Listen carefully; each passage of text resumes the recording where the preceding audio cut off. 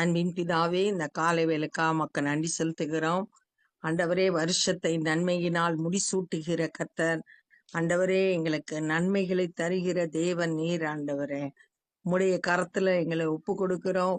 இந்த நாள் முழுவதும் நீர் எங்களை ஆண்டவரே ஆசீர்வதித்து வழி நடத்தும்படியா ஜெபிக்கிறோம். உம்முடைய நன்மையினால் நாங்கள் திருப்தியாக கர்த்தர் உதவி செய்யுங்க. இந்த நாளின் வேத தியானத்தை எங்களுக்கு ஆசீர்வதித்தாங்க. நேசிக்கிற இயேசு கிறிஸ்துவின் இனிய நாமத்தில் கேட்கிறோம் பிதாவே, ஆமென். 1 சாமுவேல் 16வது அதிகாரம். கர்த்தர் சாமுவேலை நோக்கி, இஸ்ரவேலின் மேல் ராஜாவாய் இராதபடிக்கு நான் புறக்கணித்து தள்ளின சவுலுக்காக நீ எந்த மட்டும் துக்கித்துக் கொண்டிருப்பாய்?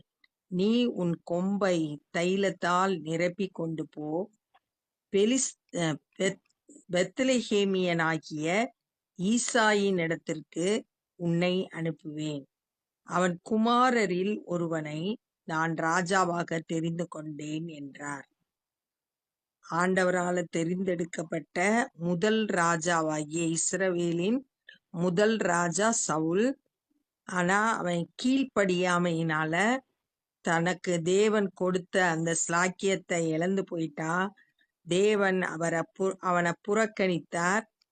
அதுக்காக எவ்வளோ நாள் துக்கமா இருப்ப? உன் கொம்ப தைலத்தால நிரப்பு அப்படின்னு சொல்லிட்டு அபிஷேகம் பண்ணும்படியா தாவீத ஆண்டவர் தெரிந்தெடுத்து, தாவீதோட அப்பா பேர் தான் ஈசாய். அவங்க பெத்லெகேம் ஊரான். அந்த ஊர்ல இருந்து அவரை அவர்கள ஒருத்தரை நான் தெரிந்தெடுத்தேன் ஆண்டவர் பேசுறார். அதற்கு சாமுவேல், நான் எப்படி போவேன்? சவுல் இதை கேள்விப்பட்டால் என்னை கொன்று போடுவானே என்றான். சவுல் இப்ப ராஜாவா இருக்கான். தனக்கு போட்டியா தனக்கு அப்புறம் ஒருத்தனை ராஜாவா ஏற்படுத்துறதுக்கு சாமுவேல் வர்றான்ற விஷயத்த தெரிஞ்சுட்டா அவன் என்னை கொன்றுவானே அப்படின்னு கேட்கும்போது, அப்பொழுது கர்த்தர், நீ ஒரு காளையை கையோட கொண்டு போய் கர்த்தருக்கு பலியிட வந்தேன் என்று சொல்லி, ஆண்டவரே அவனுக்கு ஐடியா கொடுக்கிறாரு. நீ பலி செலுத்துறதுக்கு போற மாதிரி காட்டு அப்படின்னு சொல்லிட்டு சொல்றாரு. ஈசாயை பலி விருந்துக்கு அழைப்பாயாக, அப்பொழுது நீ செய்ய வேண்டியதை நான் உனக்கு அறிவிப்பேன். ஆண்டவர் சாமுவேலுக்கு என்னென்ன செய்யணும் அப்படின்றத தெளிவா சொல்லி கொடுக்கிறார். நான் உனக்கு சொல்லுகிறவனை எனக்காக அபிஷேகம் பண்ணுவாயாக. ராஜாவை அபிஷேகம் பண்ணணும், எனக்காக அபிஷேகம் பண்ண அப்படின்னு. அப்ப தாவீதை குறித்து ஆண்டவர் ஒரு திட்டம் வச்சிருந்தாங்க. அந்த திட்டம் நிறைவேறும்படியா எனக்காக செயல்படும்படியா அவனை அபிஷேகம் பண்ணு அப்படின்னு ஆண்டவர் சாமுவேல்கிட்ட சொல்றார். கர்த்தர் சொன்னபடியே சாமுவேல் செய்து, கர்த்தர் என்ன சொன்னாரோ அதை அப்படியே கீழ்ப்படிஞ்சு செயல்படுகிற சாமுவேல் பெத்லெகேமுக்கு போனான். ஆண்டவர் சொன்ன இடத்துக்கு போறான். முழுமையான கீழ்ப்படிதலை சாமுவேல் வாழ்க்கையில நம்ம பார்க்கலாம். கர்த்தர் சொன்னபடியே செய்தார். அப்பொழுது அவ்வூரின் மூப்பர் தத்தளிப்போடே அவனுக்கு எதிர்கொண்டு நீர் வருகிறது சமாதானமா என்றார்கள். அந்த ஊரின் மூப்பர்கள் தலைவர்கள் யோசிக்கிறாங்க, சாமுவேல் வர்றாரு அப்படின்னு சொன்ன உடனே ஒரு தத்தளிப்பு அவங்களுக்குள்ள உண்டாயிடுச்சு. ஏன்னா சாமுவேல் மூலம்தான் கர்த்தருடைய வார்த்தை வெளிப்படும், என்ன சொல்ல போறாரோ அப்படின்ற பயத்தோடு அவருக்கு எதிர்கொண்டு போய் நீங்க வர்றது சமாதானமா என்றார்கள். அதற்கு அவன், சமாதானம்தான், கர்த்தருக்கு பலியிட வந்தேன். நீங்கள் உங்களை பரிசுத்தம் பண்ணி கொண்டு என்னுடனே கூட பலி விருந்துக்கு வாருங்கள் என்றார். உங்களை சுத்திகரித்து கொண்டு பலி செலுத்தும்படியா என் கூட வாங்க அப்படின்னு ஒரு அழைப்ப அந்த மூப்பர்களை பார்த்து சொல்றாரு. மேலும் ஈசாயையும் அவன் குமாரரையும் பரிசுத்தம் பண்ணி அவர்களை பலி விருந்துக்கு அழைத்தான். இந்த மூப்பர்கள்ட்ட சொல்லி ஈசாயையும் அவனுடைய குமாரர்களையும் கூட்டிட்டு வர சொல்றார். அவர்கள் வந்தபோது, ஈசாயும் அவனோட குமாரர்களும் வந்தபோது, அவன் எலியாப்பை பார்த்த உடனே, கர்த்தரால் அபிஷேகம் படுபவன் இவன் தானாக்கும் என்றான். ஆள் வர்றான். ஈசாயின் குமாரல்ல ஆள். எலியாப்ப பார்த்த உடனே இவன் தான் ராஜாவாகிறதுக்கு தகுதியுடையவன், இவனைத்தான் அபிஷேகம் பண்ணணும் அப்படின்னு சாமுவேல் நினைக்கும் போது, கர்த்தர் சாமுவேலை நோக்கி, நீ இவனுடைய முகத்தையும் இவனுடைய சரீர வளர்ச்சியையும் பார்க்க வேண்டாம், நான் இவனை புறக்கணித்தேன். மனுஷர் பார்க்கிறபடி நான் பாரேன். மனுஷன் முகத்தை பார்ப்பான், கர்த்தரோ இருதயத்தை பார்ப்பார் என்றார்.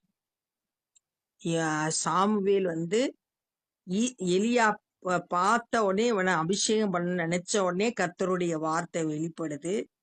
மனுஷன் முகத்தை மட்டும்தான் பார்க்க முடியும், இருதயத்தை பார்க்க முடியாது. ஆனா கர்த்தர் இருதயத்தின் நினைவுகள், சிந்தனைகள் எல்லாவற்றையும் அறிந்திருக்கிறார். அவர் இருதயத்தின் இருதயத்தை தான் பார்க்கிறார். ஒரு மனுஷனுடைய இருதயம் செம்மையானதா இருந்தா தான் கர்த்தர் அவனை பயன்படுத்த முடியும். அப்பொழுது ஈசாய் அபினதாப்பை அழைத்து அவனை சாமுவேலுக்கு முன்பாக கடந்து போக பண்ணினான்.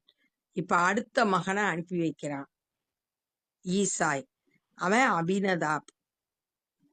அவன் இவனையும் கர்த்தர் தெரிந்து கொள்ளவில்லை என்றான்.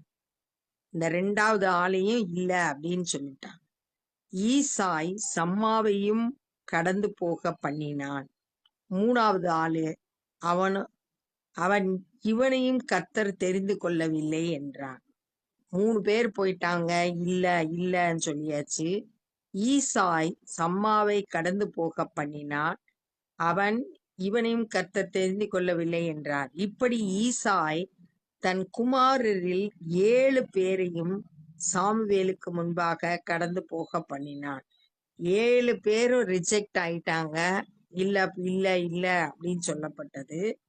ஈசாயோட 7 பிள்ளைகளையும் ஆண்டவர் தெரிந்து கொள்ளவில்லை அப்படின்னு சொல்லிட்டு சொல்லப்பட்டிருக்கு.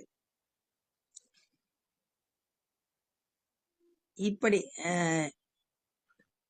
பின்பு சாமுவேல் ஈசாயை பார்த்து, கர்த்தர் இவர்களில் ஒருவனையும் தெரிந்து கொள்ளவில்லை என்று சொல்லி, உன் பிள்ளைகள் இவ்வளவு தானா என்று ஈசாயை கேட்டான்.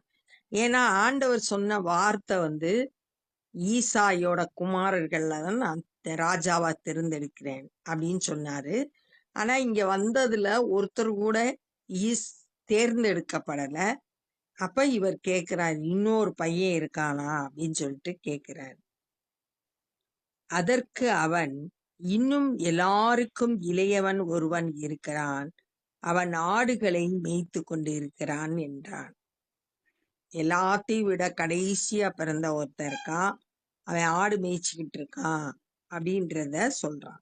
அப்பொழுது சாமுவேல் ஈசாயை நோக்கி, ஆள் அனுப்பி அவனை அழைப்பி, அவன் இங்கே வருமட்டும் நான் பந்தி இருக்க மாட்டேன் என்றான். நான் சாப்பிட மாட்டேன் அவன் வர்ற வரைக்கும், ஆளை அனுப்பி அவனை கூட்டிட்டு வா.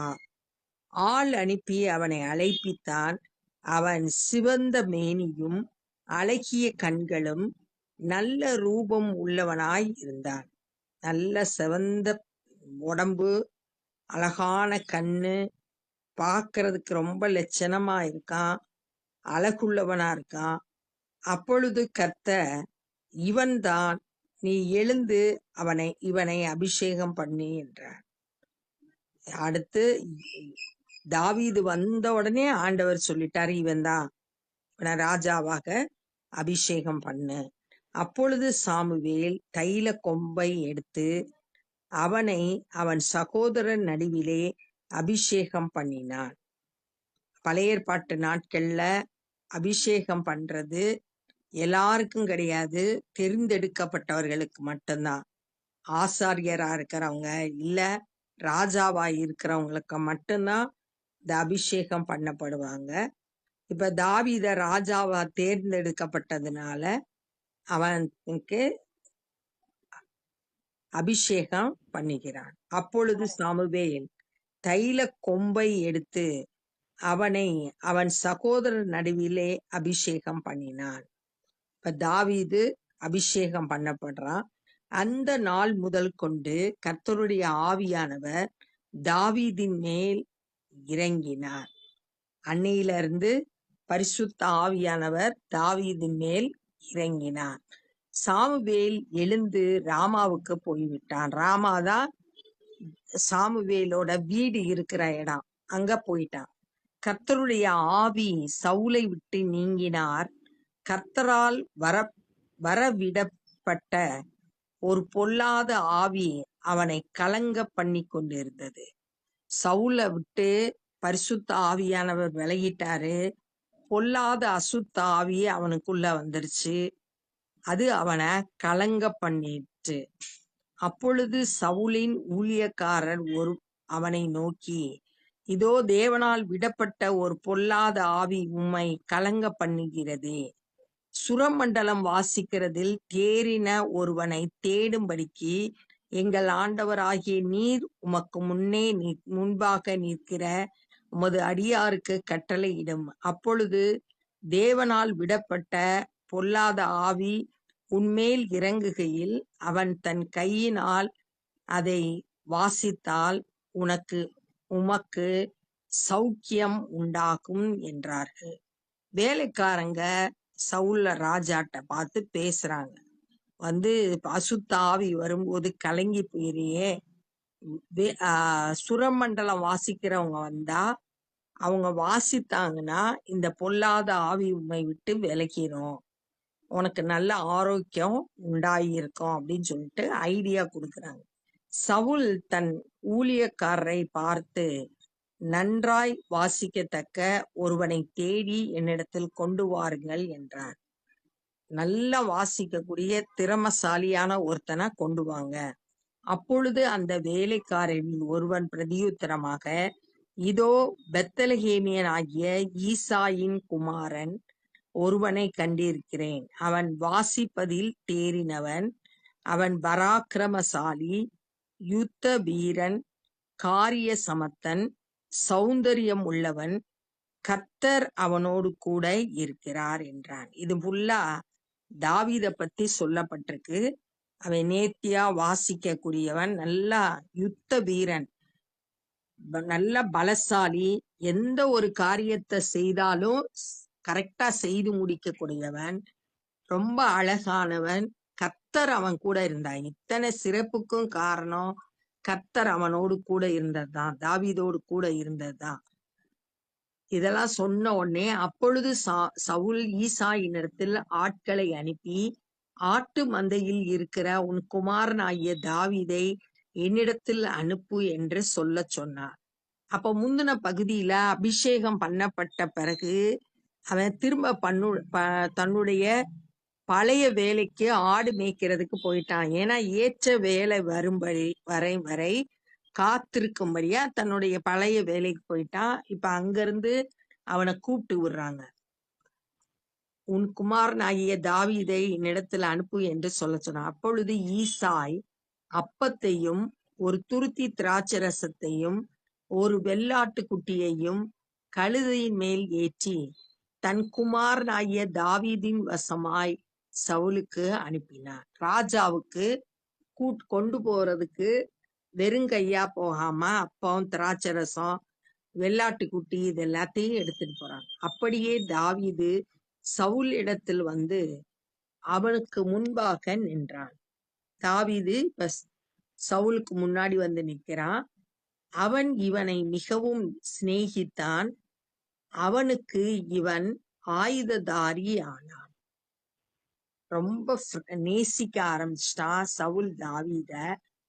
இப்ப அவன் தான் ஆயுததாரியா, ஆயுதம் தரித்தவனா, பாதுகாப்பு கொடுக்கறான்னா, ராஜாவுக்கு பாதுகாப்பு கொடுக்கிறவனா இப்ப அரசாங்கத்துல சவுலோட அரசாங்கத்துல இவனுக்கு ஒரு வேலை கொடுக்கப்பட்டிருக்கு தாவீதுக்கு. சவுல் ஈசாயினிடத்தில் ஆள் அனுப்பி, தாவீது எனக்கு முன்பாக நிற்கட்டும், என் கண்களில் அவனுக்கு தயவு கிடைத்தது என்று சொல்லச் சொன்னான். என் கூடயே இருக்கட்டும் அப்படின்னு சவுல் ஈசாயிடத்துல சொல்றான். அப்படியே தேவனால் விடப்பட்ட ஆவி சவுலை பிடிக்கும் போது தாவீது சுரமண்டலத்தை எடுத்து தன் கையினால் வாசித்தான். அதனாலே பொல்லாத ஆவி அவனை விட்டு நீங்க சவுல் ஆறுதல் அடைந்து சொஸ்தமாவான். எப்பெல்லாம் அசுத்த ஆவி வருதோ அப்பெல்லாம் தாவீது சுரமண்டலத்தை எடுத்து வாசிப்பான். அந்த சத்தத்தை கேட்டு இந்த அசுத்த ஆவிகள் அவனை விட்டு விலகிரும். சவுலுக்கு ஆறுதலா இருக்கும். சுகம் அடைந்தவனா, இந்த பிசாசின் பிடியிலிருந்து விடுதலை பெற்றவனா சமாதானத்தோடு இருக்கிறான். கலக்கம் குழப்பம் எல்லாம் இல்லாம இருக்கிறான். அப்ப இந்த நாள்ல என்ன கற்றுக்கொண்டோம் அப்படின்னா, ஏற்கனவே ஆண்டவர் சொன்னாரு, நீ கீழ்ப்படியாதனால உன்னை விட உத்தமனாகிய உன் தோழனை ராஜாவாக்குவேன் அப்படின்னு சொல்லிட்டு 15வது அதிகாரம் 28வது வசனத்துல ஆண்டவர் பேசினதை நம்ம பார்த்தோம். அதன்படி இப்ப ஆண்டவர் சாமுவேல்கிட்ட சொல்றாரு, எவ்வளவு நாள் துக்கமா இருப்ப, உன் தையில கொம்ப எண்ணெயினால் நிரப்பி ஈசாயினுடைய மகனை அபிஷேகம் பண்ணுன்னு சொல்லி அனுப்பி வைக்கிறாரு. ஈசாயோட பிள்ளைகள்லாம் வர்றாங்க, ஒவ்வொருத்தரா வர்றாங்க. ஆளை பார்த்தோன்னே அவன் ரொம்ப அழகா இருந்தான், இவன் ராஜாவாகிறதுக்கு சரியான ஆளு அப்படின்னு சொல்லிட்டு சாமுவேல் நினைச்சாரு. ஆனா ஆண்டவர் சொன்னாரு, நீ முகத்தை பார்க்கிற, நானும் இருதயத்தை பார்க்கிறேன் அப்படின்னு ஆண்டவர் பேசினாரு. இருதய செம்மையா இருந்தா தான் ஆண்டவர் நம்மளை பயன்படுத்த முடியும், ஆண்டவரோட சித்தத்தை நிறைவேற்ற முடியும். தாவீது ஆண்டவருடைய சித்தத்தை அறிந்து செயல்பட்டான். என் இருதயத்துக்கு ஏற்றவனாக கண்டேன் அப்படின்னு ஆண்டவர் தாவீதை குறிச்சு ஒரு நல்ல சாட்சி சொல்றத நம்ம வாசிக்கிறோம். இப்ப அடுத்தடுத்து 7 பேரும் போனாங்க, ஒருத்தரே ஆண்டவர் தெரிந்தெடுக்கல. ஆனா அப்ப இந்த சாமுவேல் திரும்பவும் ஈசாயிட்ட கேட்கிறார், வேற ஏதாவது பிள்ளைகள் இருக்கானா அப்படின்னு கேட்கும்போது இப்பதான் தாவீதோட ஞாபகம் வருது. ஒருத்தன் ஆடு மேய்ச்சிக்கிட்டு இருக்கான் அப்படின்னு சொன்ன உடனே ஆள் அனுப்பி அவனை கூப்பிட்டு வர்றாங்க. சிவந்த மேனியும் அழகிய கண்ணும் நல்ல ரூபம் இருக்கு, ராஜாவாக்குரிய எல்லாமே அவங்கிட்ட இருக்கு, நீ இவனை அபிஷேகம் பண்ணு அப்படின்னு சொல்லிட்டு சொல்றாரு கர்த்தர். உடனே சாமுவேல் அபிஷேகம் பண்ணா. அபிஷேகம் பண்ண உடனே பரிசுத்த ஆவியானவர் தாவீது மேல இறங்கினாரு. தேவனால் விடப்பட்ட பொல்லாத ஆவி சவுல கலங்க பண்ணுச்சு. கர்த்தருடைய ஆவி அவனை விட்டு விலகி போயிருச்சு. அடுத்து இவனுக்கு பொல்லாத ஆவி வந்ததுனால அவனோட வேலைக்காரர்கள் சவுல்கிட்ட சொல்றாங்க, இந்த சுரமண்டலம் வாசிக்கிறவங்க வாசித்தா இந்த ஆவி உன்னை விட்டு போயிரும், நீ சொஸ்தமாவாய் அப்படின்னு சொல்றாங்க. அதை அப்படியே கேட்டு ஒரு ஆளை தேடுறான். அப்ப தாவீத அவன்கிட்ட கூட்டிட்டு வர்றாங்க. தாவீது சுரமண்டலம் வாசிக்கும் போது சவுல்கிட்ட இருந்த அந்த அசுத்த ஆவி அவனை விட்டு விலகி போச்சு அப்படின்றத பார்த்தோம். சுகம் அடைஞ்சான் அப்படின்றத இந்த நாள்ல நமக்கு பார்த்தோம். இப்ப நம்ம ஜெபம் பண்ண போறோம். அன்பின் பிதாவே, தாவீதை குறித்து தியானிக்க கர்த்தர் கொடுத்த கிருபைக்காக உமக்கு நன்றி செலுத்துகிறோம். ஆண்டவரே ஸ்தோத்திரம். ஆண்டவரே, உம்முடைய சித்தத்தை செய்ய ஆண்டவரே செவ்வையான இருதயம் உடையவனாய் இருந்தான் நாங்க தியானித்தோம். அது போல நாங்களும் ஆண்டவரே நல்ல இருதயம் உடையவர்களாய் உமக்கு ஏற்ற பிள்ளைகளாய் நாங்கள் வாழ எங்களை அர்ப்பணிக்கிறோம். ஆண்டவரே, உம்முடைய சித்தத்தை செய்ய எங்களை ஒப்பு கொடுக்கிறோம். இந்த நாள் முழுவதும் நீர் எங்களோடு கூட இருந்து வழி நடத்துங்க. இந்த நாள்ல சுவிசேஷ பணி செய்கிற ஒவ்வொருவரையும் கரத்தில் எடுத்து பயன்படுத்துங்க. அநேகர் உம்முடைய அன்பை அறிந்து கொள்ள, உம்மை ஏற்றுக்கொள்ள கிருபை தாரும். நாங்களும் உம்முடைய ராஜ்ய பணியிலே எங்களால் இயன்றதை செய்ய ஒப்பு கொடுக்கிறோம். நேசிக்கிற இயேசு கிறிஸ்துவின் இனிய நாமத்தில் கேட்கிறோம் பிதாவே, ஆமென். என் ஆத்துமாவே கர்த்தரை ஸ்தோத்திரி, என் முழு உலமே பரிசுத்த நாமத்தை ஸ்தோத்திரி. என் ஆத்துமாவை கர்த்தரை ஸ்தோத்திரி, கர்த்தர் செய்த சகல உபகாரங்களை மறவாதே. ஆமென். God bless you.